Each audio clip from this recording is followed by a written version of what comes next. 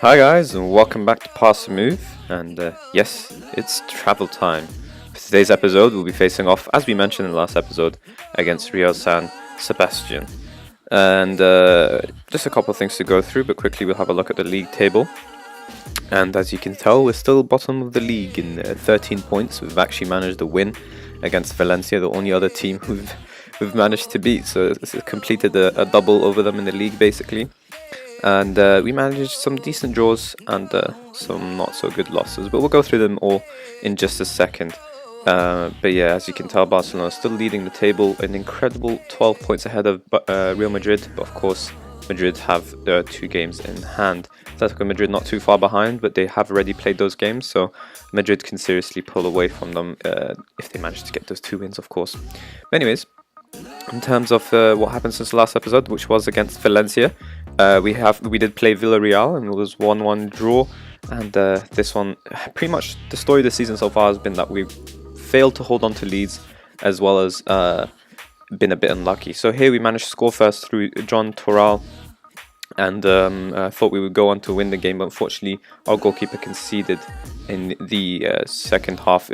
11 minutes to go, we didn't have enough time to win again in that game, and obviously Villarreal doing much better than us as far as I know. They're 9th position, so decent draw I guess you could say at home, but yeah, kind of not too pleasing. Against Sevilla was a 1-0 loss to, I think we were at home for this game as well, and Samir Nasri was the one who caused the damage. Decent header. But we kind of matched them. I mean, we weren't exactly that much in terms of the shots, but we did get the only clear-cut chance of the game going our way. Unfortunately, we couldn't capitalise, and that's another story of our season so far, which is our inability to be clinical. Against Leganes, away from home, we managed only a 1-1 draw, and as I mentioned again, we managed to score first, but we still conceded towards the end, unable to hold on to our lead. The only game where we did hold on to our lead was away from home against Valencia, who are doing much better than us. And yeah, again, through John Toral scoring in the 73rd minute, we managed to hold on for the rest of the game. Barcelona's 1-0 loss to Barcelona came through Neymar, and again, we did do quite decently against a team of Barcelona's stature. We could have lost more, and we did have them on the back foot towards the end of the game, where we tried to really go on and score. But they did have the clear-cut chances. They did dominate. We did have some half chances, but unfortunately our lack of clinicalness, I guess you could say, did us no favours. Against Malaga, we definitely should have won this game 2-1, but unfortunately, they just scored in the 91st minute. We couldn't hold on once more. Very disappointing. But this was a bit of a comeback win, I guess, a comeback draw, I guess you could say, because Bakary Kone scored first, and we had to score in the second half. And we scored another just towards the end of the game when we were forcing things. As soon as I switched to defensive mode to try and hold on with just 3 to 5 minutes left, Gonzalo Castro ruined our plans. And this was one of the games where we 100% without a doubt deserved to win. And that's just because of the clear-cut chances. 5 clear-cut chances, and we only managed to score 2. The difference between the two teams was that Malaga only got 2 clear-cut chances and they managed to score 2. So pretty disappointing. We did only manage 1 win, but at least we did somewhat stop the losses. Only 2 against Sevilla and Barcelona, and considering where they are in the league, you can kind of excuse that. Barcelona all the way in the top, of course, and Sevilla in one of the European Cup positions. And Barcelona going to have a huge goal difference, of course. Sevilla a little bit less, and I guess it makes sense that they won 1-0. But anyways, all that matters is today's game. And just a couple of things to go through just really quickly. We are still playing with the same team, the same formation anyways, but we have moved around some players. I did get rid of a lot of the loanee players that we had who are sitting in under-19s just because didn't have space for them in the squad. We let them go all in January. And the other thing that we did was also we let go of, I don't think it shows here unfortunately, let go of Andres Pereira. As much as I liked him, he's not really too much of a right winger. And he also complained about his game time from the manager before me. I didn't really get a chance to play Pereira because he asked to leave straight away. But yeah, he only did get 12 substitute appearances, so that's why he was upset. So I just decided to let him go and get someone else in and loan, and that's what we did with Gabriel Torje, who's a decent first division player, as you can see here, and he'll just be back up to Isaac Cuenca, and yeah, decent winger. And some good attributes here, and hopefully he can do something for us. when we actually need him to show up as a backup. But so far we haven't really played him, and yeah, we really need to sort out the issue of us having too many loanees. We really need to have our own squad to rely on, but yeah, that's something we can do within the summer transfer window, maybe when we have a little bit more money. And that's if I survive the job as well as the league. If I do get relegated, then of course I'll have to resign from my position, just because the whole point of this series is to travel around Europe's top leagues and not get relegated. Anyways, for today's game, according to the match odds, we're not favourites for today's game, but the odds expert also thinks the same. Tough one to call, but Granada will be low on confidence after a poor run of form. That should be just enough to see Real San Sebastian through.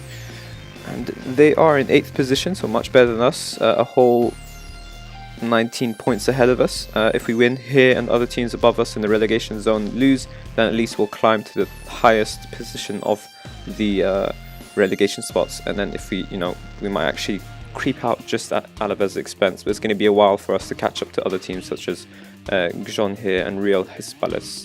But yeah, all we can do is try to win as much as possible and see where that leaves us. But anyways, we need to motivate the team here a little bit, and what better way than to tell them the media have been on their backs for ages. Of course that works. Give them a bit of a boost in confidence, and we just have to quickly set the replays on goals. Behind goal low, of course, there's a camera. As always, an incredible way to see the goal, as we normally see it in TV mode, of course. A little 3D intro, and let's just kick off here. It will be Real San Sebastian who get the game started, but hopefully we will be the ones who finish it. Granada away from home, playing with Ochoa, Tito, Sonia, Vezo, Silva, Cuenca, Marquez, Crin, Tabanao, Atzili and Barral. All some decent players in the squad, but we're really going to need to come together here to save ourselves from a relegation, of course. We've done well to win the header there, but unfortunately Real San Sebastian deal with the second ball, and they're going to try and break us down here with their neat passing and holding on to the ball. Hopefully we can win it here. Instead it is Helen who's through. He finds Agria, and of course he makes no mistake from outside of the box. That's one hell of a placed finish, and we're going to have to respond straight away here. We're going to get a chance to see it in replay before I just quickly switch up tactics and go a bit more attacking. But yeah, what a one-time finish. Unfortunately he's just completely left free from all my other defenders, and we'll make some quick changes here. Control, push the players up a little bit in terms of their duties. In terms of the positions, we'll push up the wingers maybe a little later. It's a bit early in the game.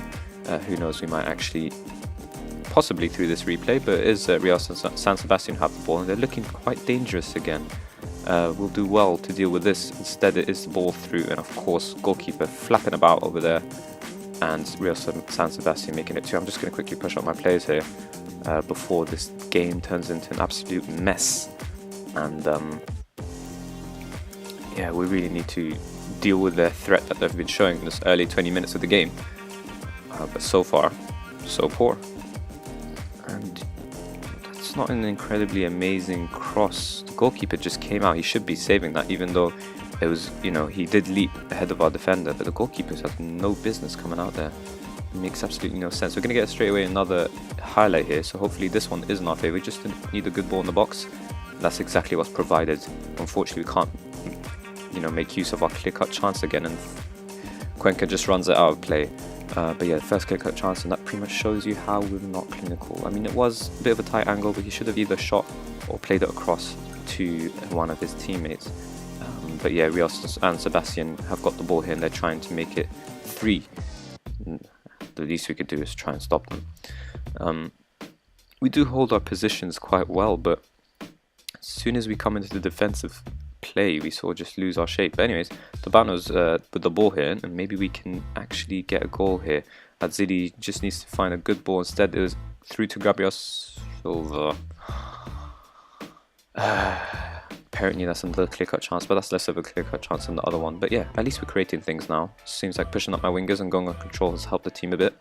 But we do look a little fragile at the back, and look at how much space their striker's got for dropping deep. But either way, I was just going to say either way we've dealt with the issue, but that was just piss poor. That's absolutely piss poor. and San Sebastian must be wondering how on earth they're winning so easily at home. We're going to get obviously another chance to see this in the goal replay. But yeah, it's just basic principles of defending and a poor goalkeeping. Incredible, just absolutely incredible. And look at the amount of 6.4s here. Just poor, very poor all around. It's unbelievable. We do have a corner here though. Hopefully we can actually score through it. And instead their goalkeeper gets down easily and shows our goalkeeper how things are really done. But going 3-0 down in the first half is no good whatsoever. Normally I wouldn't tell my players off now because they're not favourites of the game. I think I might actually not do that. I actually might do that, sorry. Not tell them off because they weren't favourites in the first place, but some really terrible performances. I mean, when am I supposed to tell them then? You know what? I'll just do it. I have every right to be upset. I think, yes, we weren't favourites, but we weren't expected to lose 3-0 either within the first half. We're definitely going to take off my striker here, and we'll need to change the role of his backup striker. We'll also take off our left winger here, and I'm tempted to take off one of these two. I'm not sure which one. I think Tito doesn't really have an excuse for playing so poorly. And we'll just quickly switch up Kravets, who can't play as a complete forward, but he's more comfortable playing as a target man, so we'll just do that quickly. Kick off the second half, hopefully better. We do have the ball for the second half, of course. And we'll need to see a dramatic change in performances in order to turn this around. But yeah, with the clock ticking down, it's unlikely. They do have a corner here, we just need to deal with this well.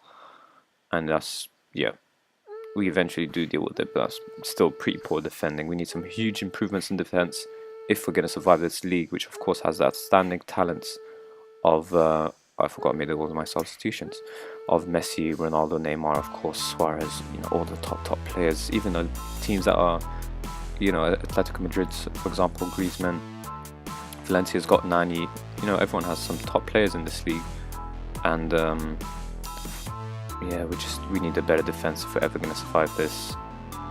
Of course, it was going to be for quick counter-attack. We are playing on attacking, of course, the mentality, and we're likely to be exposed on the counter.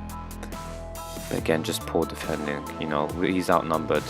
What's he doing here? Why is he coming across instead of marking in the man who runs? And the goalkeeper's jumping to his right, but his body's going left for some weird reason, and that's probably to do with the 3D match engine or whatever you want to call it. But yeah, just incredibly disappointing. Just like the results I showed you, all of them were amazing besides this one. This is the first time where my team actually just absolutely bottles it basically within the first half. I mean, you know, we do well to score here. Our attacking midfielder Atsil, decently placed shot. Goalkeeper could have arguably done better there, but yeah, I mean, look at the clear-cut chances, and they only had one clear-cut chance to manage to score 4 goals, and that pretty much tells the story. And it looks like the first place I'm going to have to invest in is goalkeeper, really. But yeah, either way, we deal with the situation we've got here, and maybe we'll manage to get a second. Or maybe not. Why am I such an optimist? The way we played hasn't been poor at all, it's just been defending, it's just awful.